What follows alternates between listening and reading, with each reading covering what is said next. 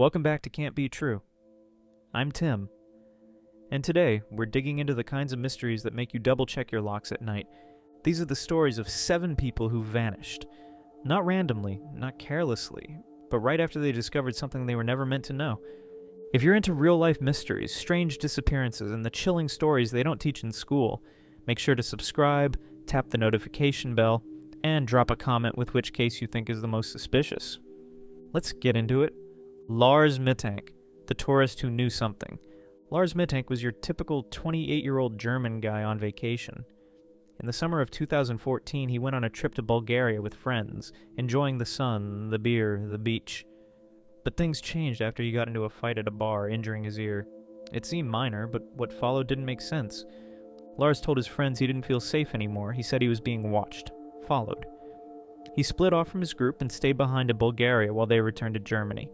He bounced between hotels, acting erratically, texting his mom things like, "I'm scared," and "please cancel my credit cards."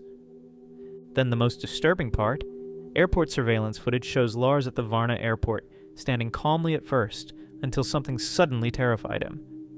He runs out of the terminal, sprinting, not from a person, not from anything visible, just running for his life. He bolts into the woods, never to be seen again. To this day, no trace has been found. What triggered that moment of panic? Was it mental illness, paranoia, or did he really discover something dangerous?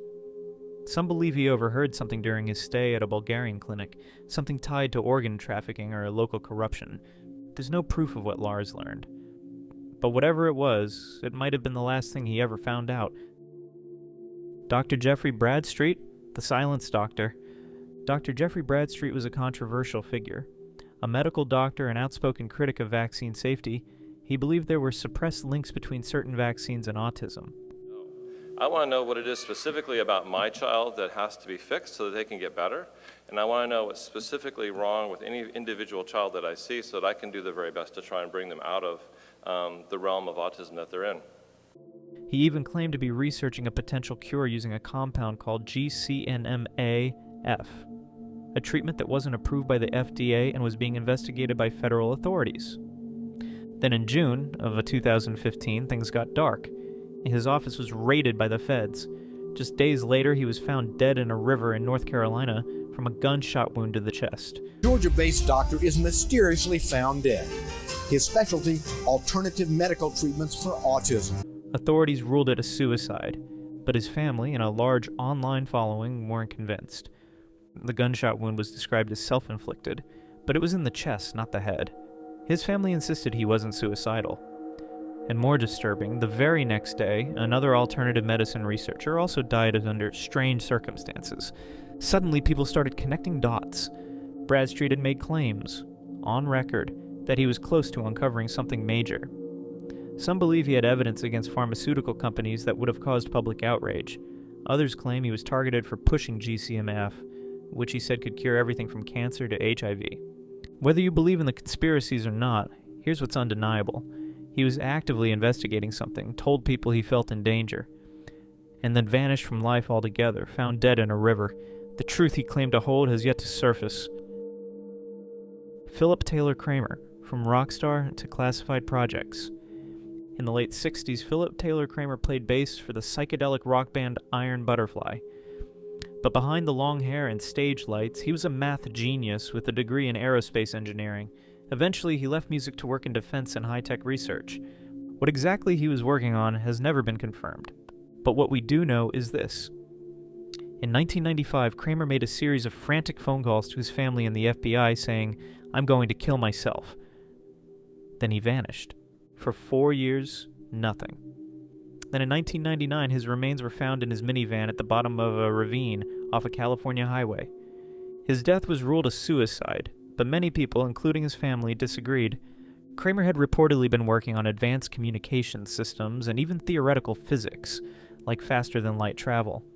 His wife said he was paranoid in his final weeks, convinced someone was watching him. Some believe he had stumbled onto classified information, possibly from his time in government contracting, that made him a threat. The gap between his disappearance and the discovery of his body adds a fuel to the speculation. Was he killed in his death stage? Did he disappear intentionally? Or was he simply overwhelmed? Tiffany Daniels. Tiffany Daniels was a free-spirited 25-year-old artist working at Pensacola State College. On August 12, 2013, she left work early, telling her supervisor she needed to take care of something. She never said what. That was the last confirmed sighting of her.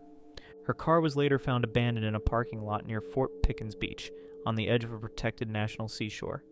Inside, her bike, phone charger, and personal items were left untouched. No signs of struggle, no clues, nothing. Friends said she had recently become disturbed by something at her job, something involving a state facility near the college where she worked.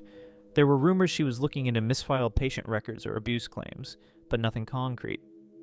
Some believe she may have come across sensitive information, either at work or through someone she knew, and was silenced. Others believe she left voluntarily, but there's no sign she ever planned to disappear. To this day, her case remains open. She simply vanished into the sea breeze. David Sneddon, the student who may be in North Korea. In 2004, David Sneddon, a 24-year-old American college student, disappeared while hiking in China's Yunnan province. Chinese officials said he likely fell into a river and drowned, but no body was ever found. Years later, the story took a shocking twist. Reports from defectors and intelligence sources began surfacing, claiming David had been kidnapped by North Korean agents. Why? According to the reports, he was fluent in Korean and may have been mistaken for a spy, or targeted for his language skills to tutor Kim Jong-un, who was in his early 20s at the time. In 2016, the U.S. House of Representatives passed a resolution urging the State Department to investigate. Sneddon's family insists he's still alive and being held in North Korea under a different identity. The truth? Still buried. But one thing is certain, David disappeared in an area known for surveillance and shadowy politics. Whether it was a tragic accident or an international abduction remains unanswered. Brandon Swanson, the call that went silent. It was just past midnight on May 14, 2008, when 19-year-old Brandon Swanson drove his car into a ditch on a gravel road in rural Minnesota. He wasn't hurt. He called his parents and told them he was walking toward a town nearby to meet them. They stayed on the phone with him for nearly 47 minutes as he described his surroundings, until suddenly he exclaimed, "Oh shit!" and the line went dead. They never heard from him again. Extensive searches followed.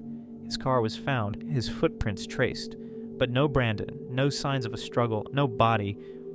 One theory is that he fell into a nearby river or was injured while walking in the dark, but others suggest he may have seen something, someone, and fled. There's even speculation that he stumbled into a drug operation or saw an illegal activity in the rural area that night. It's all guesswork. But the phone call and its sudden ending remains one of the most chilling pieces of evidence in any missing person case. Sneha Ann Phillip, missing in the shadow of 9/11. A woman is listed among the hundreds of missing following the terrorist attack on the World Trade Center. She would be assumed dead if it weren't for one troubling fact. She disappeared the night before the Twin Towers collapsed. Sneha Ann Phillip was a doctor living in Manhattan. On September 10, 2001, she went shopping, was seen in surveillance footage, and was never seen again. Because of the timing, just hours before the 9/11 attacks, authorities eventually ruled her as one of the victims. But her case was far from typical. Her body was never recovered. She wasn't seen entering the towers. And her family believes she wasn't near the World Trade Center at all when the planes hit. So what happened? Prior to her disappearance, Sneha had been in trouble at work. She'd filed a harassment complaint, and there were allegations of substance use. But her family claimed she was close to exposing something, either in her hospital or in relation to an old legal case she was following. Was her disappearance conveniently folded into the chaos of September 11th?